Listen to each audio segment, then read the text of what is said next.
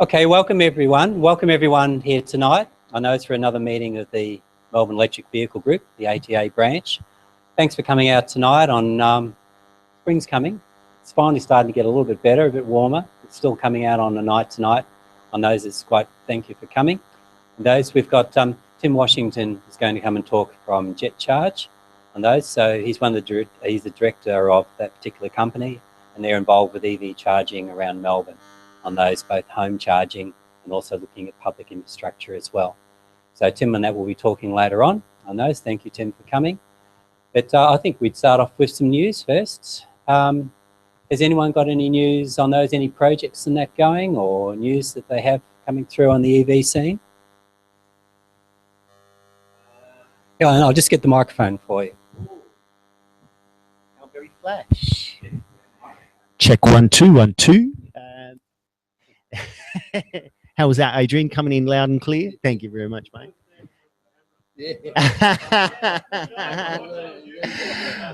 I'll take my shirt off first.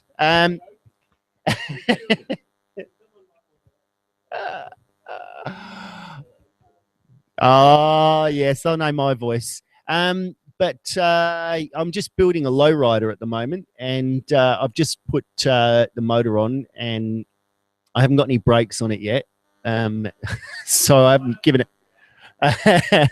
a big fang yet, but it's it's turning out really nice. And Paul made a little 5 amp hour battery pack for me to use. It's just a little bit of a testing battery pack, and yeah, it's going really nice. Just some new motors that we've brought in, and they're a cracker. Heaps of torque, and I'll just get it happening on 48 volts at the moment, but I think I might lift it to 72 later and see if I can get even more torque and possibly hospitalize myself on it. Lowrider is like a stretched bicycle frame, so it's running 24-inch wheels and 3-inch wide tires, and it's got a Springer front fork. So the Springer front fork is is sort of similar to maybe a 1940s motorcycle front fork with a single spring and 2 arms on either side running down to the wheel. So it's a bit of an old school sort of front fork, but it looks really cool, and I'm loving it at the moment. So I still got to make I think I'm going to make a faux petrol tank and put the batteries and the controller and stuff in there, but I still haven't decided on the construction method for that. I'm going to be a bit finicky about it. I'll quickly make an announcement from the series Mercedes 2-ton Sprinter electric van is up for sale. If anybody wishes to make an offer, speak to me afterwards and I'll forward it through to series. It's going to go up on the ATA and the the AEVA website soon. If anyone's interested in make an offer.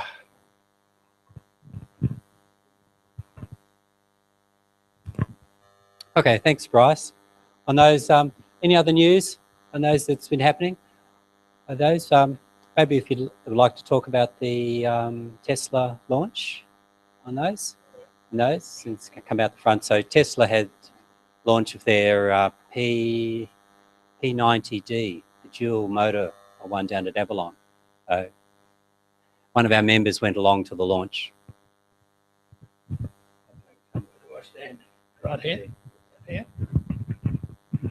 Just before I do that, I'd like to introduce Andy McMeekin, who's with me here tonight. He's my brother-in-law, actually, but he's come along. He's also interested in charging and what have you.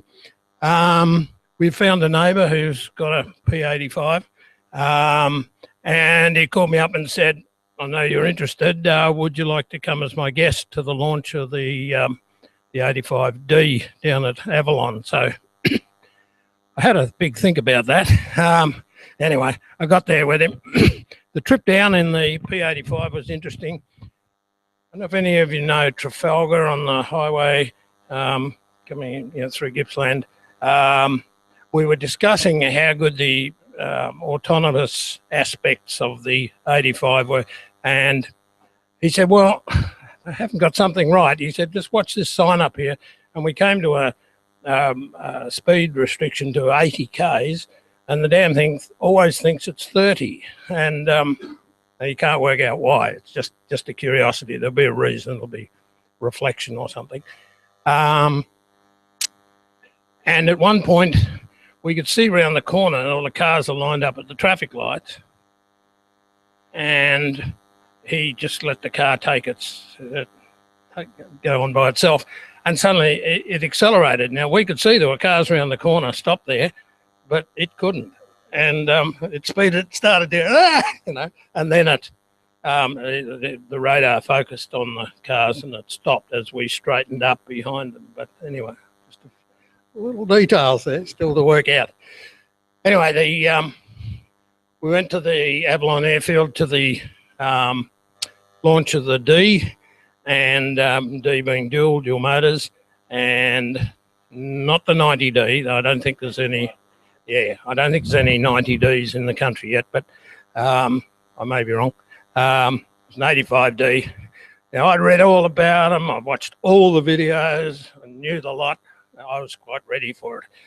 And I had 3 passengers in this car, and the driver said, do I have your permission to drive fast? Yes. And have you all got your heads firmly against the back seat? And yeah, and barely finished saying yes, and the lights all changed, and that thing took off, and within 3 seconds it was up to 100 Ks, and you're just pinned against the seat. You can't move your arms or anything, and your guts go, oh. So we actually had 2 goes at that. That was rather good. They also had some witches' hats set up, and away went once again, 4 people in the car, and well, he's got round 2, but he's never going to get the 4th and 5th, but he did. And the strange thing was, of course, the car's sitting level. It's not, it's not tilting over the way you expect a car when you're pushing it to the limits. And the third thing I had for us was, apart from all the wine and nibbles and stuff, which was good, they sat one of their cars over the other side of the hangar, and then the driver said, I'm going to accelerate towards that car there, and then halfway across the floor I'm going to let go and let the car see if it'll see it and stop.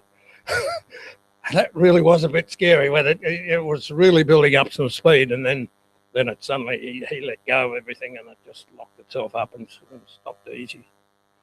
So it was probably one of the better nights. Yeah, it was really good. Okay, thanks for that.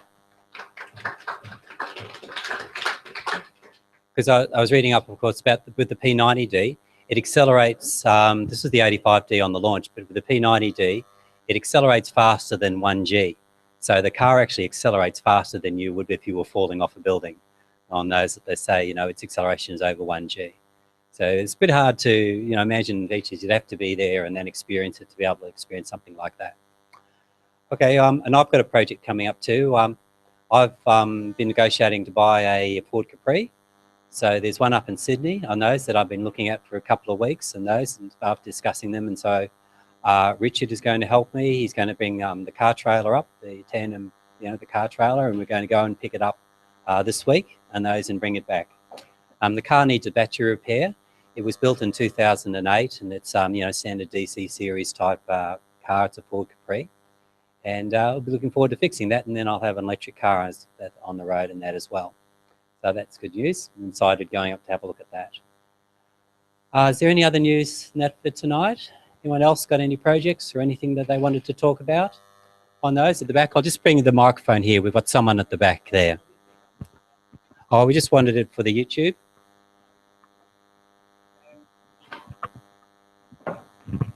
Hi, I'm Kurt. I just heard you talking about driving to Sydney to buy an electric car. I'm actually selling one. I've just bought another one, and I built one in 2009. We finished it, and it's Holden Barina. It has 4 batteries that need replacing, but the other ones are still reasonably good. If you drive it carefully, I can still do 70 odd Ks with the 4 batteries that need replacing.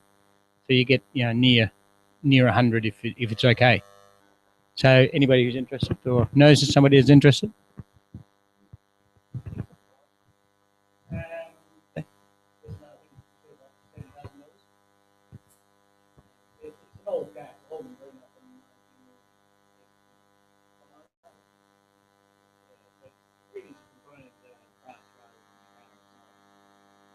I've been driving for 5 years.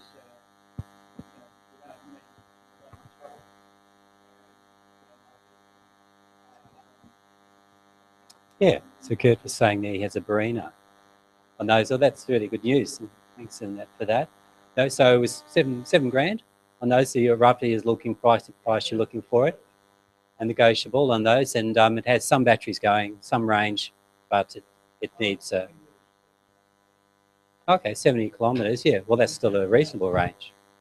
Okay, is it lead acid or LA? Okay, so lithium iron phosphate batteries and those included with it. Yeah, built in 2009, did you say? Around that time? Okay, so that's another car that's coming up for sale on those. So those if someone could contact the ATA or our Melbourne EV group if anyone out there is interested in buying it, and also let the members know that that's available. Any other news and that from the floor? I think we've got someone up this side.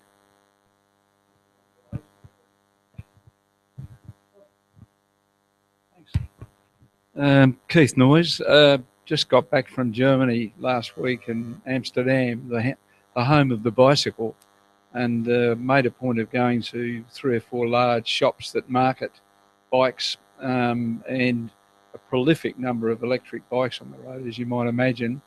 But it was worth noting that most of them, particularly in northern Germany, are manufactured by Bosch, which uses the integral gearbox assembly under, where the pedal assembly is. But yeah, the electric bike is very well respected in that country. It's fantastic. No, so it's a comment there. Electric bikes are very popular in Europe on those, especially in Netherlands. And we're noticing the electric bikes now are changing over to mid-drive on those from the, the hub motor system that we've done. And the Bosch one seems to be very popular in Europe on those as a good mid-drive system on those. And then, well, we've got Bafang, which is the Chinese one on those. It's another popular one that's starting to go around the world. Okay, well, I think I'll announce Tim now on those. Tim Washington is our speaker for tonight. Tim is from Jet Charge on those, and he's going to talk about EV charging and that, and want to welcome Tim on that and coming along to the meeting.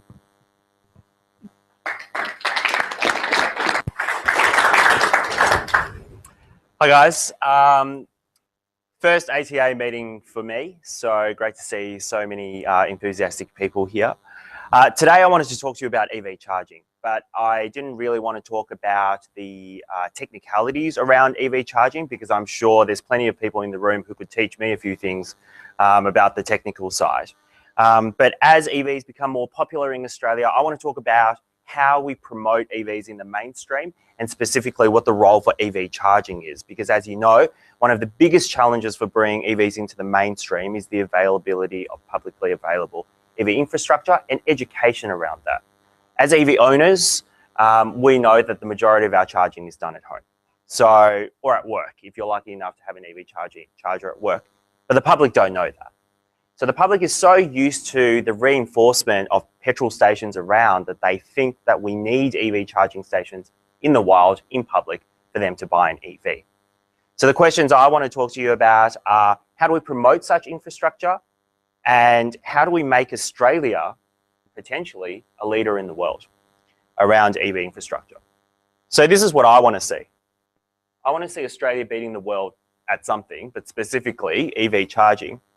And this is Norway. So as you guys all know, Norway have very generous incentives, and this is just your average street.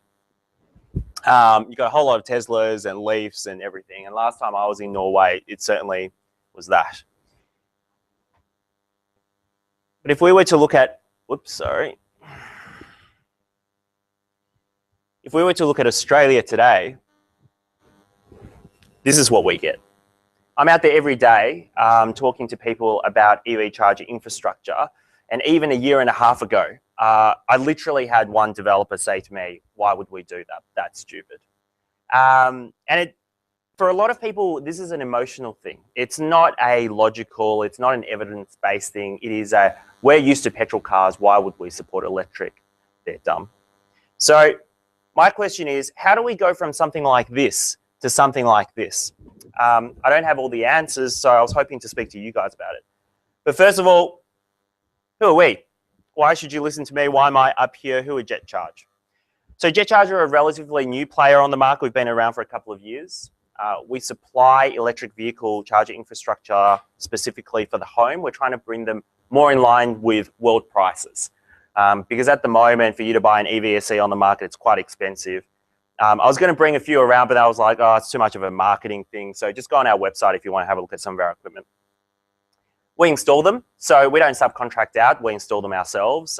Everyone's employed in-house. And that basically means that you have an electrician who comes around who actually knows about electric cars, who's passionate about electric cars, and doesn't install your equipment and then turn around to you and say, so why are you buying an electric car? We're also public charging network operators, which means you all know ChargePoint. So we're offering an alternative that's based on OCPP. And that's going to be launched into the network this year.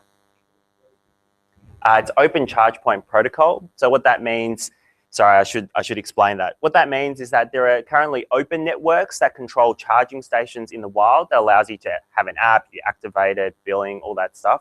Or you have a closed network. So if you're on the ChargePoint network, you have to buy ChargePoint hardware. Whereas if you're on an OCPP network, you can buy any hardware that supports OCPP, which is pretty much all public charging hardware apart from ChargePoints. So we're supporting an open stand. It gives more flexibility, it gives more choice. We're also the preferred installers for Tesla motors. What that means is if you buy a Tesla, you say, who do we get to install it? We're the guys you call in Victoria. And there are a few scattered around. So to give you an idea of installations so far this year, I think we've done about 40 around Melbourne. And we're basically making it also very easy for people in apartments to charge. And previously they had a lot of trouble selling it to people in apartments, but we've come up with a solution. You can read all about it on the website. That's enough about us. Suffice to say, I think about this stuff every day. So this is where we're at in Australia at the moment. This is just pulled off PlugShare. And as you know, on PlugShare, there's a whole lot of different wall plugs and everything on there. But at last count, around 233 public chargers. I say apparently because I think anyone who drives an EV know that it doesn't feel like there's 233 public charging stations around. They're mostly located in pretty bad places. They're not places where you generally would go normally. You would go there specifically to charge. And we're trying to change that. I think the two most exciting projects in Australia, apart from the Tesla Supercharger program, which only charges Teslas. So I kind of say, that's great, and that's a niche for people who have the money to buy a Tesla, but what about everyone else, 95% of the population, or 99% of the population? So I think the two most exciting projects for those 99% are the WA Electric Highway, which I don't know if you guys know, but RACWA are funding 12 DC fast chargers that go from Perth to Margaret River. Very exciting project, completely funded by the private sector, as it was either a visionary move or some exec just had like a passion and said, no, we're going to do it. And the Queensland Electric Highway, which is really interesting because I was speaking to the Queensland government and they said, yeah, we're going to launch this Queensland Electric Highway. It's going to start all the way to from the south of Queensland, all the way to the tip. And I said, oh, so you've got funding to do that? They're like, no. Oh, and I said, okay, well, how are you going to do it? So their model is they're going to force the private sector to do it, which I think is actually quite a smart way of doing it. They say, if you wanted to construct a petrol station, putting a DC charger. Brilliant. That's the kind of thinking we want, I think. So that's just a photo from WA, and this is just some headlines for the Queensland project. Let's compare that to the rest of the world. So in the Netherlands, they just announced 33 million euro for the build out of EV charging stations. In Norway, you all know the incentives. I don't need to go through those. I love the Estonia electric highway. People don't really think about Estonia. It has a population of about 1.something million, but they are going to have the first comprehensive nationwide electric highway. Puts us to shame, I think. The US invested hundreds of $millions from 2009 to 2011. Sure, some of those companies have now gone bankrupt now, but they've been folded into larger companies. And so they were quite visionary. The US, I don't know if you know this, but Barack Obama said we wanted 1 million electric vehicles on the road by 2015. That hasn't happened, but it is a stroke of, I think, vision by the government to lead the private sector into something. And it's something we lack in Australia. In the UK, they're committing 400 million in total. That should probably be pounds, in total to 2015, which is just incredible. So some of the headlines you'll see, I see them all the time. This is for the Netherlands. And regardless of your political allegiances, I'm not, you know, it is what it is. But regardless of that, there is absolutely no one can doubt that there's nothing. There's crickets chirping basically here in Australia. So the question is, in an environment with no meaningful federal incentives, how do we go about achieving the headlines of tomorrow? How do we, as the private sector, as consumers, as enthusiasts, fund and build Australia's infrastructure until we get a government that's visionary enough to say, let's give electric vehicles a go? I actually think there are 3 simple ways to do it. So I don't want to talk about government incentives because I think everybody wants government incentives for electric vehicles, and whether you get that or not is one question. People much smarter, much more resourced than me have been lobbying the government for years and haven't got anywhere. So I don't think, you know, I'm going to come across and get them to do stuff. But there are 3 things. I think the first thing we need to do is, at least on the AC side, come to a consensus on a standard. I think one of the things that's really confusing for people is what plug they use to charge their car. And I come across this all the time. To have to explain to people the difference between a J1772 and a Type 2 Minicares, and then to say, oh, but that's only AC. On the DC, you've also got CHAdeMO, CCS combo. Then you've got Type 2 that Tesla uses. Oh, but if you go into China, they have GB, blah, blah, blah, blah, blah. It's a nightmare to convince people to do that. And the reason why I think we need to set the right standard is because the best way to promote electric vehicle charging infrastructure in Australia is to create interest around electric cars in the populace. And I think Tesla have gone a long way to do that, but it is seen as an aspirational product. It's like people love Ferrari, but not everyone can drive a Ferrari. So what we need to do is to convince enough people to get enthusiastic about it. So people like Nissan will bring the next gen Leaf. So that people like Volkswagen will bring the Volkswagen e-Golf. So that people like Chevrolet will bring the Bolt, either under the Chevrolet brand or under the Opel brand. The second thing I think we can do is to get the utilities involved. And I'll talk more about that later. The third is, I think what we need to do is to concentrate on something that the rest of the world is actually just working on right now. What we should do is to say, okay, so they've done all of that. They're working on something like wireless charging right now. What we should do is to get our best people on it, and we should take advantage of wireless charging and be the leaders in that. So you guys obviously know on the AC side, AC charging, we have Type 2, which is the European standard, capable of 3-phase. Type 1, which is the J1772, that's currently on most infrastructure. And then this is basically a socket charger for example, one of our socket chargers. At the moment, we're forced to promote this, right? So when I go out there and I talk to people about charging, I say, look at Type 2 socket charging, because if you go for Type 1, you can't charge Teslas or Renaults. If you go for Type 2, you can't charge anything apart from Tesla or Renaults.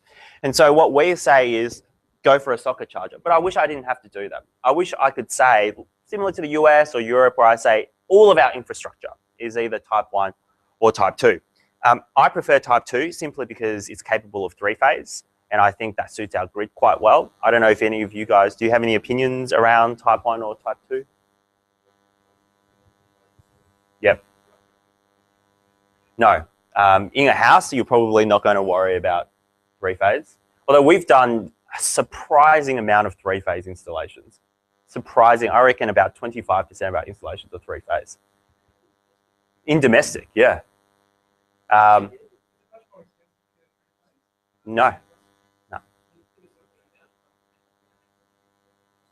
Can I tell you, it varies way too much for me. For like, the cheapest we've done it for is like $400. Cable run, all that stuff. Apartments, type of wall. Yeah, I think Tesla generally say around 1,000. If you ask Tesla what the average cost of installation is, they'll say $1,000. I think that's just a tidy number that they pull out. But in apartments, it costs more. In houses, it costs less. That's about it. Yeah. Tesla owners get the EVSE. If you lived in the UK, you also get an EVSE for free. So it's annoying that we don't have that in Australia. But electric vehicle supply equipment.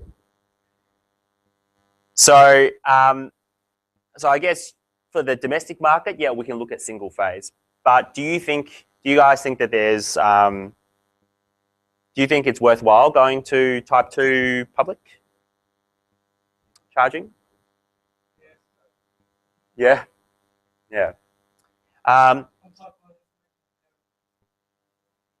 Yeah, that's the current theoretical top end is 80 amps, which is a lot. I don't know what the kilowatt off the top of my head is. But in the US, they're starting to move to 60 amp single phase.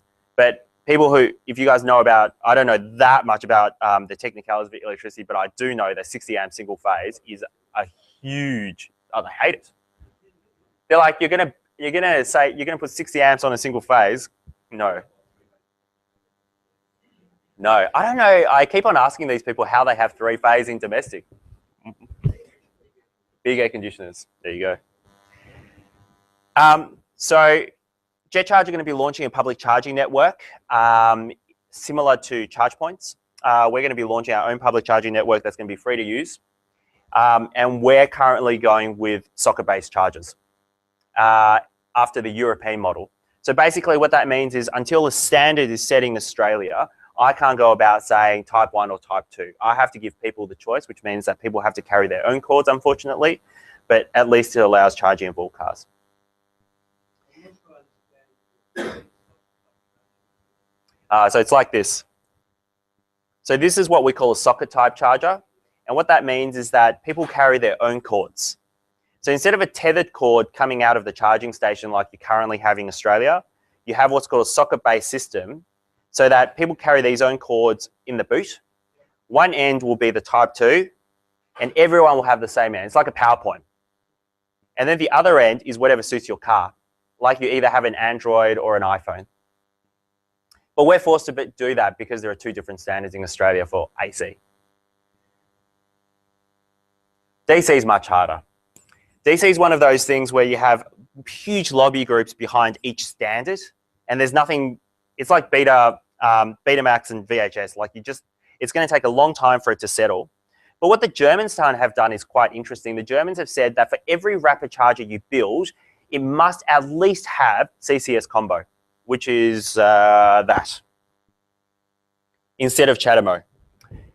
They've actually introduced draft legislation into the parliament to say we need to have CCS combo for each DC charging. And what that does is, even if the Japanese government want to pour a lot of money into CHAdeMO and roll it out, it means that if you live in Germany, you know that every rapid charger you go to will have a standard that fits your car. And I think that's critical for the acceptance of electric cars in Australia. Because even here, even though we have unleaded, we have premium unleaded, we have, you know, ethanol, all of that stuff, most of it comes out of the one nozzle. Sure, you've got diesel and all of that. Everyone understands that. But when people think electric cars, they think one standard.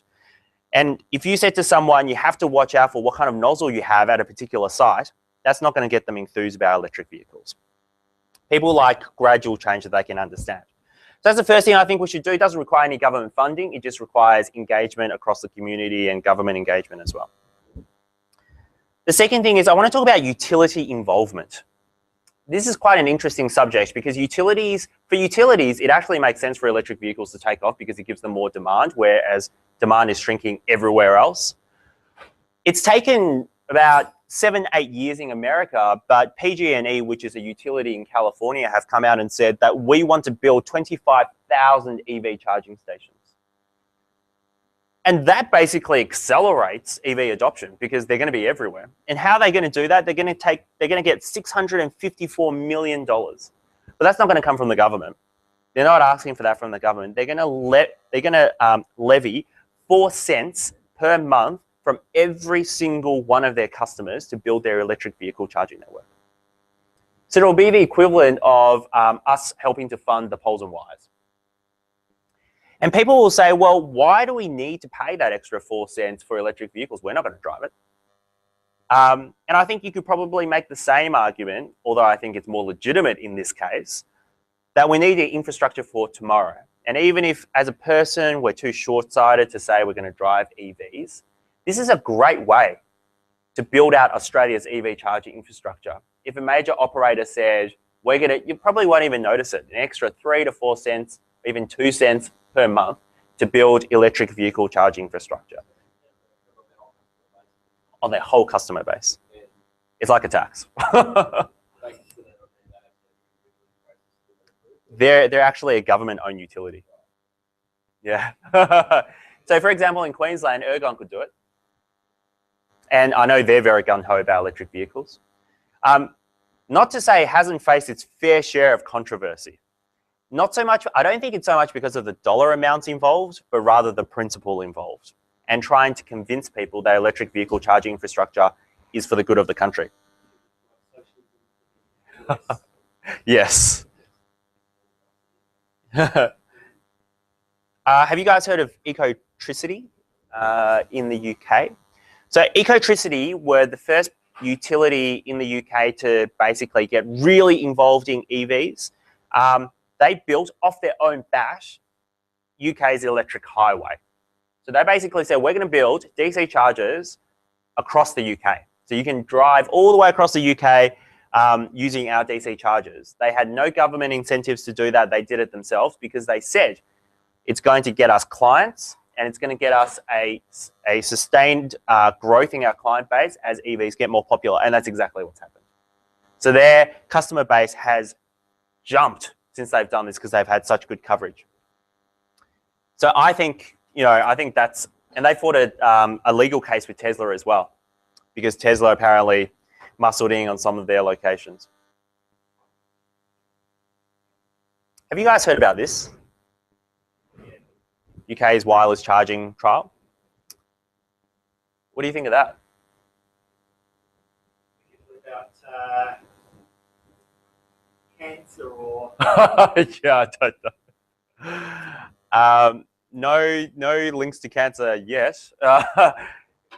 So for those of you who don't know, the UK government are committing about £400 million into creating roads that wirelessly charge your car through induction as you drive.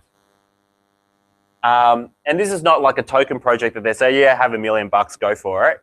They're committing a sizable amount of funds to it to say, yeah, we want to be the leaders in this. So basically the idea is as you drive along this freeway, electric cars only, you can charge and you don't actually have to stop anymore. Think about the possibilities for freight, for electric trucks, for logistics, for, I don't know, just everyday people driving along those roads, not having to stop. It would be a game changer if they could pull that off. And the signs are good. So Qualcomm are developing one of the first electric vehicle chargers in the world. They are close to production. So word has it that the Kia Soul EV, that's not available in Australia, is going to ship with inductive charging in 2017. BMW are also looking at it. So wireless charging is obviously very important for autonomous vehicles because it's a choice between that or Tesla's scary robot arm. I don't know if you've seen that. I don't know how I feel about that. I think this is more palatable for me. So apart from the health scares, I'm not exactly sure what the health scares are. I think this will go a long way, and people love this.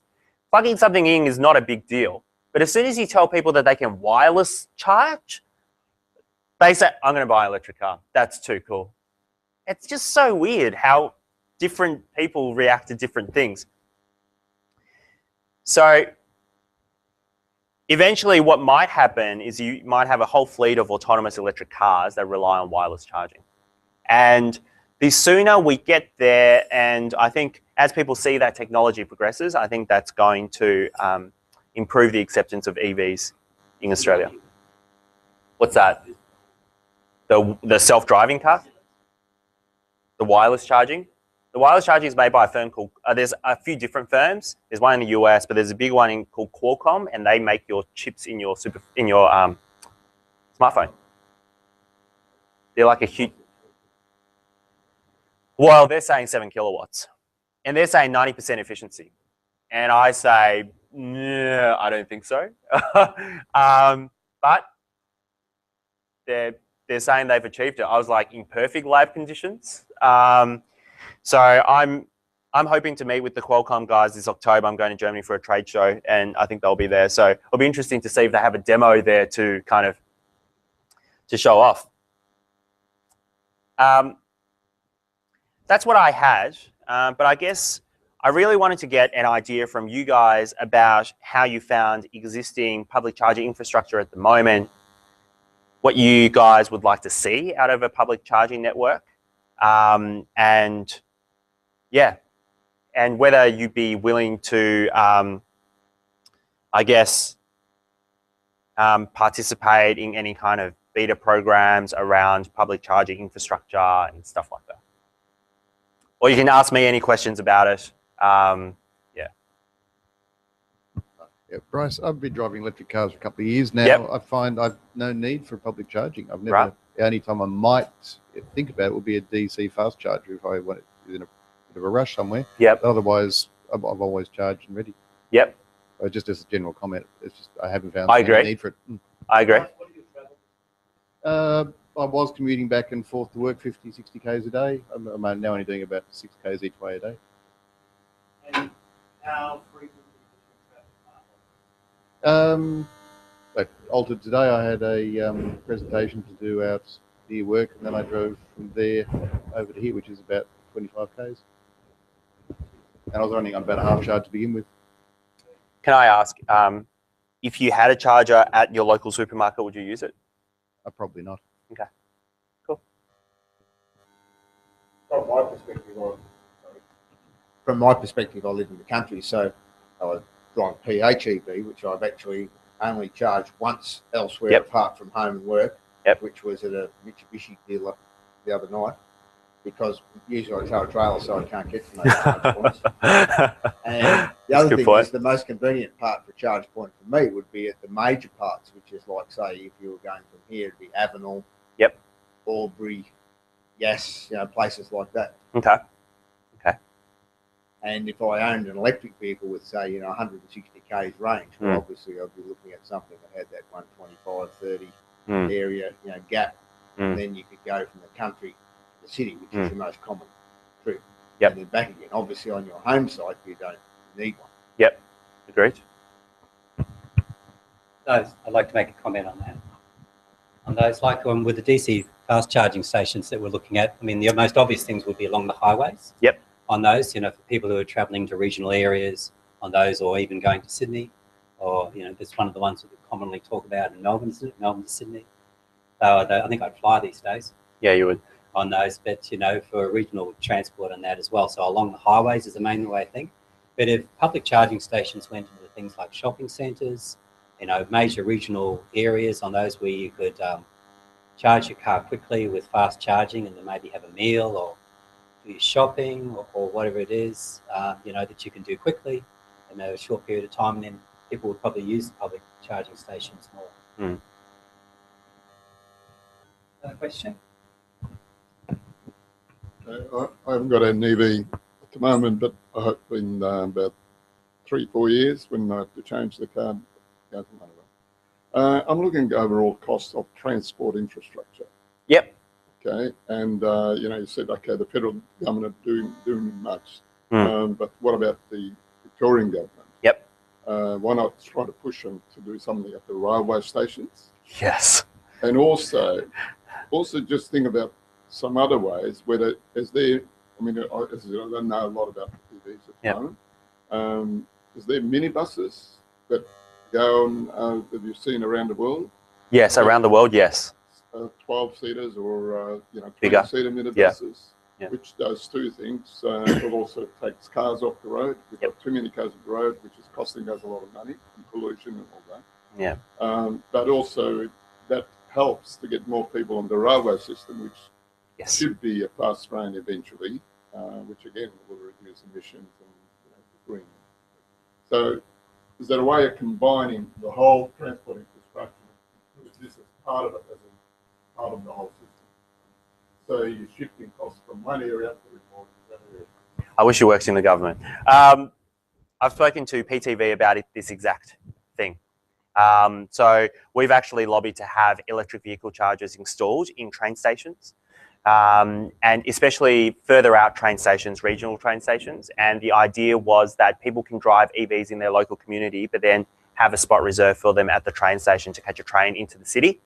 And I basically said to them, combined with, for example, car share, who traditionally don't want to go out that far, it would be perfect. And the response at the time was, oh yeah, that sounds good. We'll get back to you. I recently got an email from them 2-3 weeks ago that said, just to let you know, Tim, this has been passed up the chain. So they're actually, and that was after 6 months. So there actually has been movement.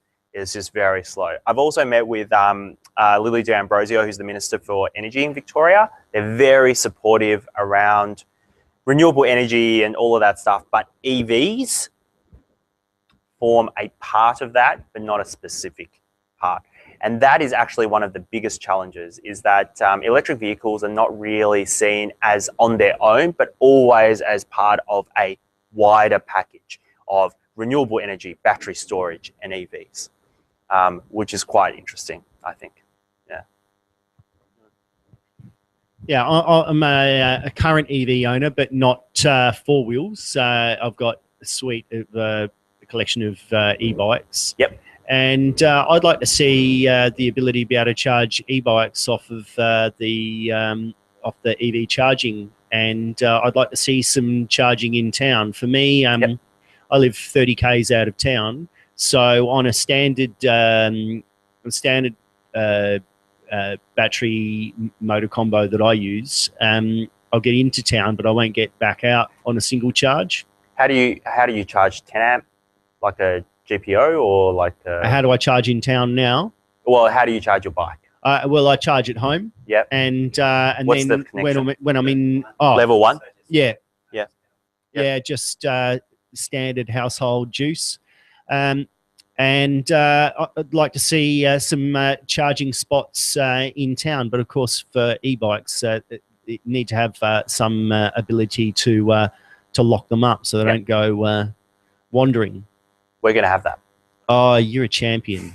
You're a champion, because it's either that or I have to carry more battery, which of course is more weight, and that takes away from some of the fun of riding e-bikes. Sure. Not all sites, but our charging units will have a 10 amp outlet specifically for bikes and scooters. Oh, fantastic. Yeah.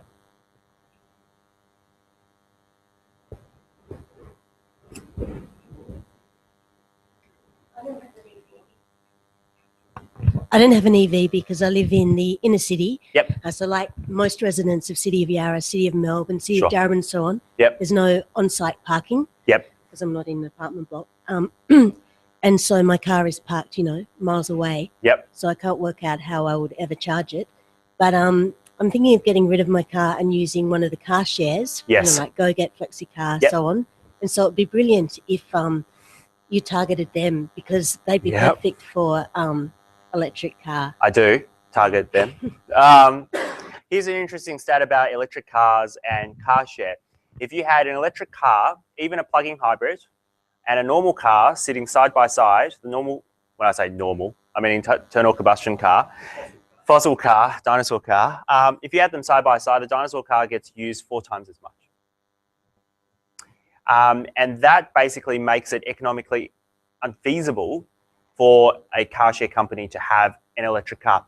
That I blame partly on lack of consumer knowledge and education around electric cars, partly on the car share companies themselves, not educating the public, not offering things like reduced rates for electric cars to promote people using those. Because I reckon if you made it 10, 20% cheaper, you'll see a huge upswing in people using those cars. And it makes so much sense for car share companies because one, their costs of running it are so low compared to petrol. There's no maintenance. And actually one of the biggest problems for car share companies is aversion, which ironically is a dead battery. Because with internal combustion cars, if they're not in a very popular spot and they've been sitting there for a while, they've had quite a few instances where people go up and there's a dead battery. And I said to them, well, ironically, that wouldn't happen with an electric car because it'd be plugged in all the time. So, but yes, we are targeting them. They said that they're more open to it in, the official word is in 1.5 to 2 years time. But yeah, but if you wanted to charge, yeah. I'll keep you updated. That's one of my key target groups. If you want to charge and you don't have on-site parking, it's very tough. Does the apartment have parking at all in the apartment? Okay, in a house, yeah. Very, very difficult. I would say at the moment, EV is not for you, unfortunately, yeah. So in terms of the fee structure, because Bryce said like he charged at home, what are your fee structures around? Like once you've got the units out there, what is the price? It's free. Free. Yeah. So it operates under a freemium model, which my wife Ellen plays a lot of Candy Crush, and so I'm kind of like all about the freemium model. Basically, anyone can play for free, so anyone can charge for free. But if you're a member of our network, you charge 3 times as fast. If that makes sense. Yeah. And what's the fee to that? I haven't worked it out yet. Cheaper than at home. Just getting back, what with the numbers on the road now of Yep. EVs, and Yep. looking ahead, say 5 years. Yep. Now, obviously, 2 things are going to happen. The cost of EVs are going to drop considerably. Yes. Okay? And also the knowledge of the population is going to increase. Yep. And also the infrastructure's, costs at a high level, but not just at government level, but also housing developments. Yes. Large housing developments of maybe 12,000 blocks, 2,000 blocks. Yeah. That's, you target that area and show that it is feasible and cost efficient to have an EV system within that area. Yep. It's a big plus for them. Agreed. And they can easily get that money back from the structure and the cost of the house. Well, one thing you may be encouraged to hear is that developers that I was speaking to even 1.5 years ago who laughed in my face when I went and spoke to them are now coming back and saying we want EV infrastructure in our new builds. Because I tried to convince them that you've got projects that are delivering in 2018, 2019, and I said to them in Australia and around the world, 2017 to 2018 are going to be huge years for EVs. You're going to see mass market EVs come out. You're going to see huge acceptance of EVs. You'd be stupid not to install EV infrastructure in your development if you're delivering them past 2017, 18. They laughed at me when I said that to them, and they said, well, how many EVs are on the road? I said, about 1,000.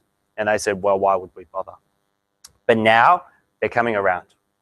They're coming around, and we're working with a number of nationwide developers, and they're starting to all thinking about it.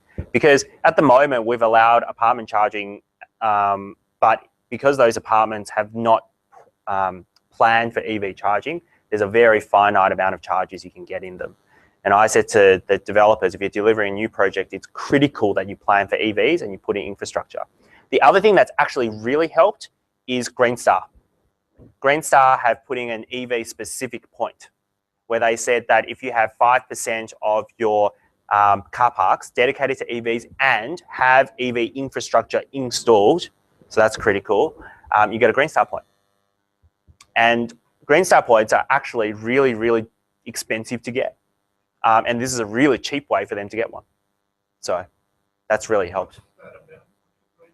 So basically, sometimes you'll hear about buildings are 6-star rated, 7-star rated, and that's made up of points.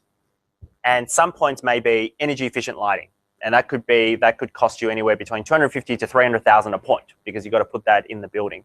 EV infrastructure, if you roll that across 5% of your car parks, might only cost you 20 grand. And that is considered quite cheap for them to get that point. And so by default, you're seeing more and more EV infrastructure rolled out. So kudos to the council on that. So that's been good. Yeah, I'm Tim Isaacson. I'm sort of a layman who's doing research. I don't have an EV. I've been meeting with EV owners and doing videos on them, which I've been putting up under the name of the ATA. Really? Yeah, and I've got to say that from my perspective, this has been a really fantastic presentation, because for an ignorant layman, it really sort of explains some of the issues that I've been trying to tease out about why do I have an EV or why don't I have an EV, given that I'm from an engineering or an electrical perspective, a novice, and don't really want to be anything but a novice. I just want to get in the car and drive it. Yeah. A couple of questions. Have you had any contact with Sustainable Melbourne Fund? No. They seem to have up to 100% free investment money for projects within the city of Melbourne that they can put money into and finance. And I believe the Alki XT miniature rubbish collector is one thing that they fully funded its introduction into Melbourne. Yeah. So clearly they've got some dough and they're prepared to give it to people to do things with. But they hate cars, Tim. Yeah, I can't. And electric cars are still cars. Well, they say, all I know is that, C2 or whatever, it's the council building next to theirs has about 5 or 6 charge points in it. Yes, they do. But don't get used very much.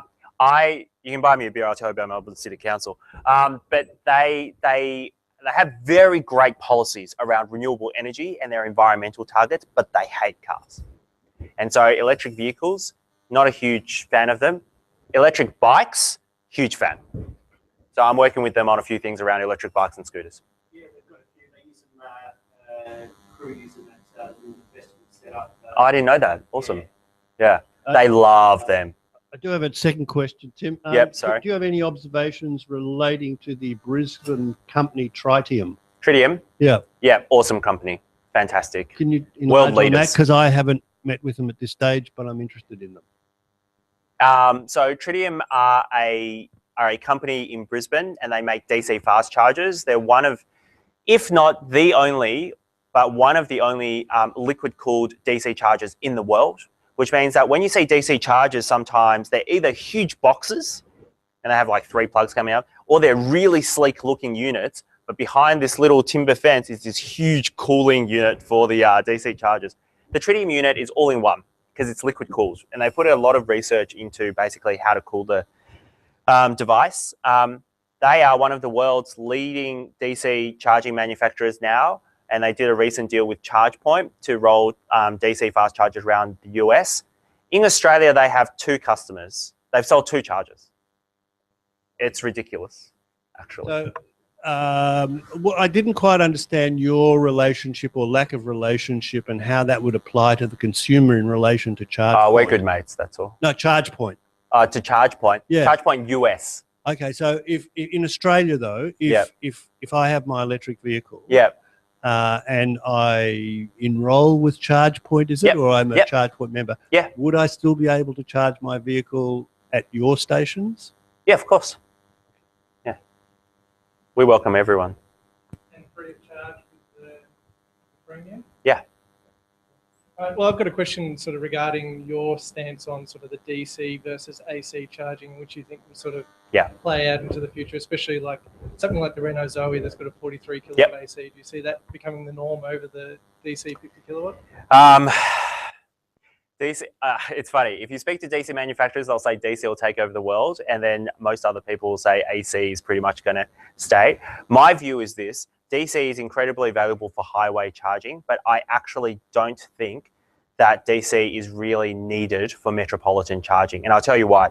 Because as I said before, most charging is done at home and at work.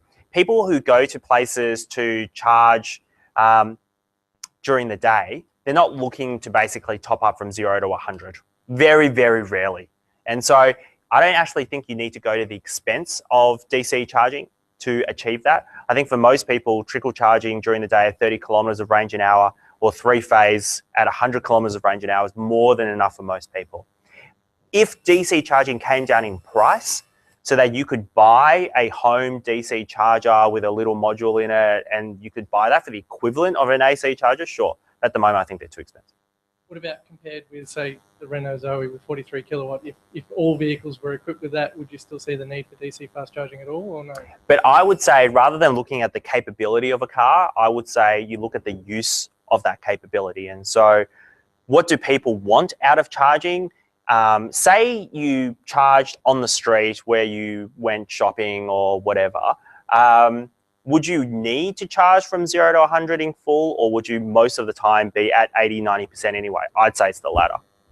That's my own personal view. I could totally be proved wrong. And if you spoke to Tritium, they would say everything's moving DC. There's going to be no AC in cities.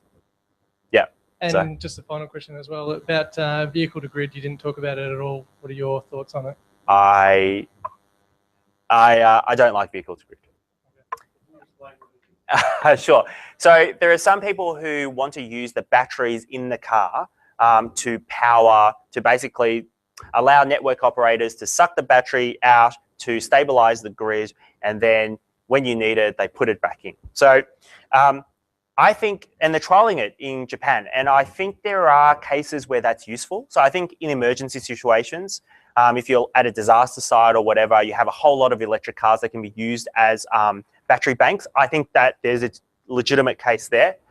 But I think there are a few things that are wrong with it. First, it would dramatically increase the cycles in your batteries, and basically, I think it would reduce battery life. Two, I think it would pose huge problems for warranty for car manufacturers. And car manufacturers would have to agree for you to do this, which I don't see them doing anytime soon. Three, I think it'd be the equivalent of saying to an average person, you've got a petrol car, I've got a utility scale generator that runs on petrol. Can I siphon petrol from your car during the night? But I promise that in the day, when you need your car, all the petrol will be back in your car. I think to your average person, I really don't think they would buy that. I think they would say no. What's more feasible, I think, is utility side demand response. So basically them saying, huge peak load here, can we delay your charging for an hour or two while the grid stabilizes? And in return, we give you a rebate on your electricity bill. I think that's something that's a lot more viable. But vehicle to grid, I would say that if you want to use battery banks to stabilize the grid, or if you want to use battery banks to store solar, use batteries and don't use your car. Use your car as a car. I think. Thanks, Adrian. We've got a different sort of question round the other way. Imagine someone who's out in the country and they've running an Airbnb or something, and they think a nice attraction here would be able to offer charging. Yep. What would they need to do, and what would it cost them to set up for something that's appropriate? Okay. So there are a couple of things. The first is, if you actually do run an Airbnb and you're looking to attract people with electric cars to come, Tesla have just launched a program with Airbnb where if you have a Tesla charger in your property, which they will give you the charger for free, you get featured on the Airbnb section, the Tesla section, basically. So I would encourage you to do that. The second thing I would encourage you to do is to just buy a really low cost, normal EV charger that you put on, basically put on your property and put it on PlugShare. So you can get one for about $1,000 or $900 something, and then to install it, depending on where you install it, might cost you a couple of hundred, $300, $400. That Tesla deal only applies in America, doesn't it? I think it only applies to America, but I think if you're really interested, I can put in a word for you and see if we can get it done in Australia too. Which I think they would be open to, actually. They would be open to. So I can ask them for you. Do you actually have an Airbnb property that you want to do this on, or do you? Yeah. You do? Maybe I'll get your details and I'll let you know. I'm speaking with them tomorrow, so yeah. Our situation is we're 240 k's from Melbourne, so that's fine. Yeah. it'd be ideal to get there, charge overnight.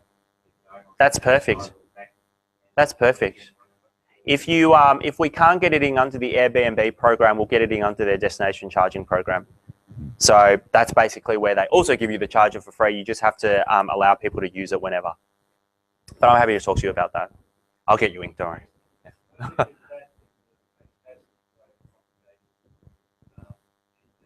Yep. Yep. Agreed. You were talking earlier about not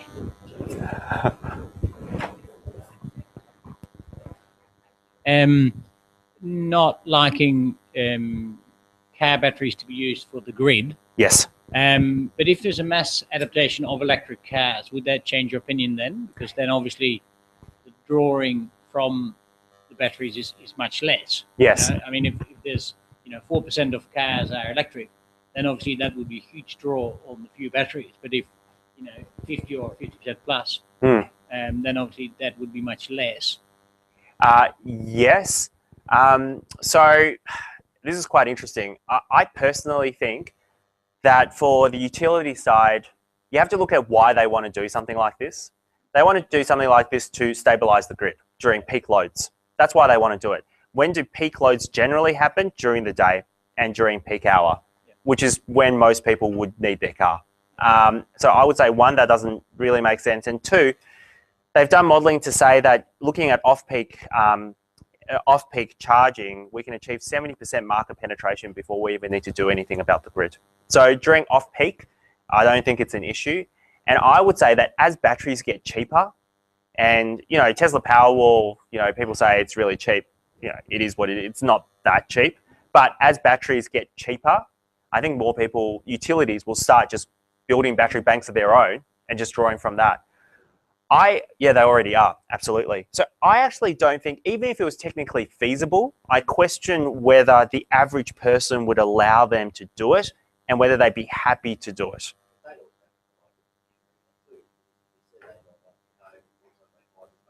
Yeah. Exactly. So they're already worried about running out of range. Now imagine if they had to worry about waking up, needing to go to the hospital. I mean, you can think about all the ads that petrol car utility, yeah. Oh, yes. Absolutely.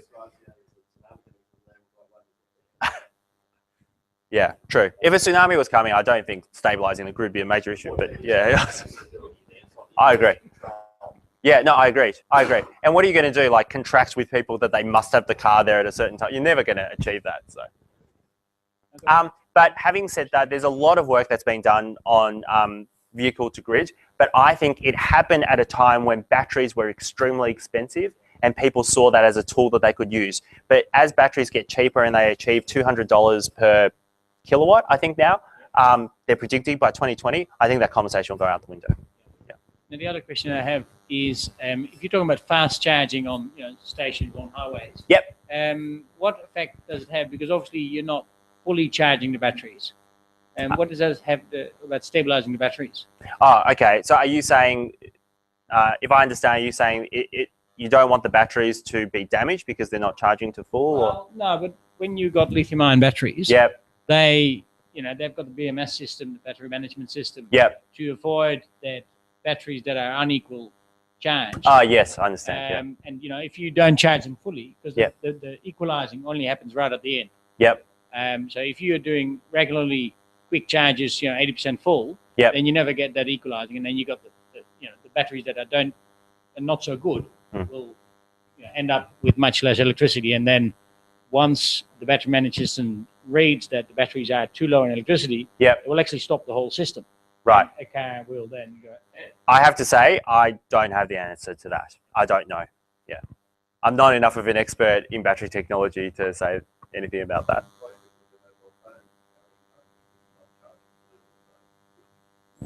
Yeah.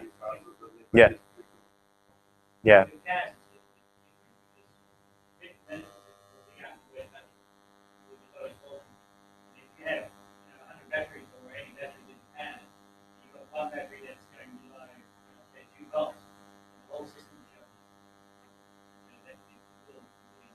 It might be something to, next time I talk to someone at Tesla Engineering, I'll have a chat to them. because I want to know how they got around something like that. There's some research being done at the University of Melbourne, I think, to get around that. Hmm. Hmm. Yeah. Yeah. Sorry, neither do I. Yeah. Yes. Yes, that's right. I think most cars restrict you charging, and even when you go to a full charge, it's actually not the full charge of the car because the manufacturer is trying to protect their batteries. Yeah. All right.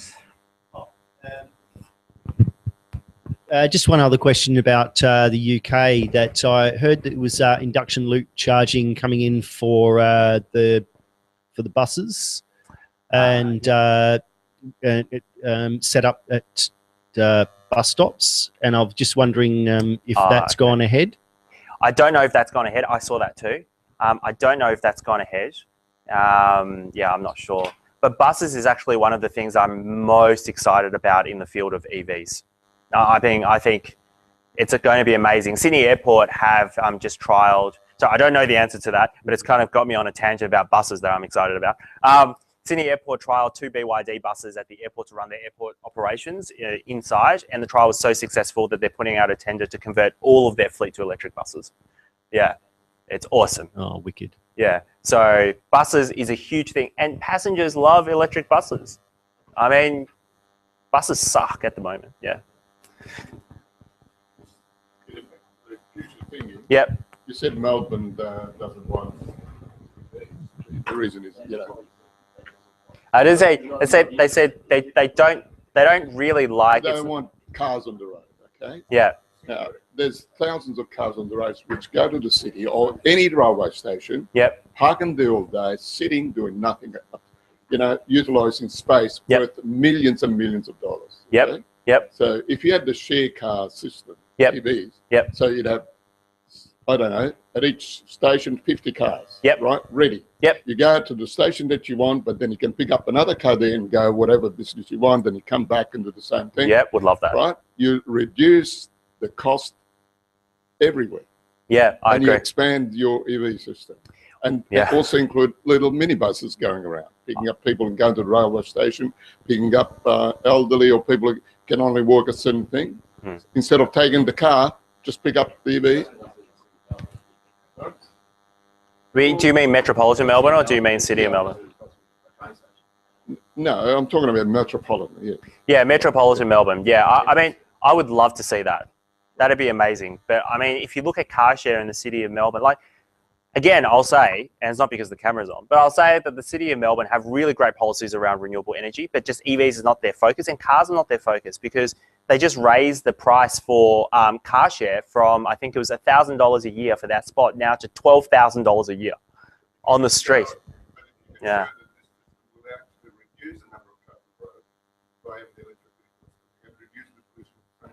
Yeah, I think car share companies have already tried to show them that, and the fact that they're electric doesn't make a difference for them. So after speaking with the car share companies, they've talked about stuff like that. Don't worry, I'm trying very hard to get PTV to move, but you have to understand that PTV actually is only one part of the equation. There are 2 or 3 different bodies that look after the metro rail system, and they all have to agree. No, VicTrack and yeah. Well, we would like to wrap it up there now. Thank you, Tim, for coming along and talking to us. And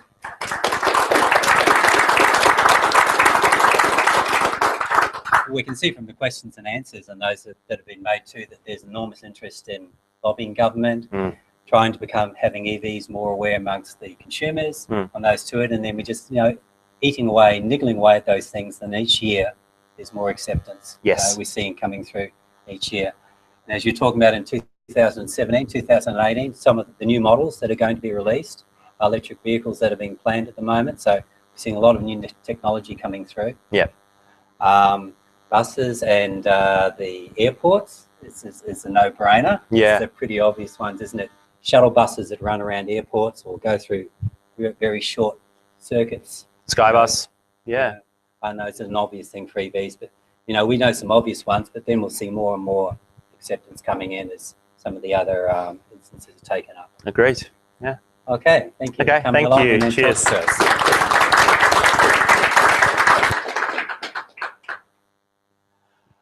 Okay, we might go and have supper in the other room, see if we can get in on those. If people want to stay and have a chat for supper on those, thank you for coming.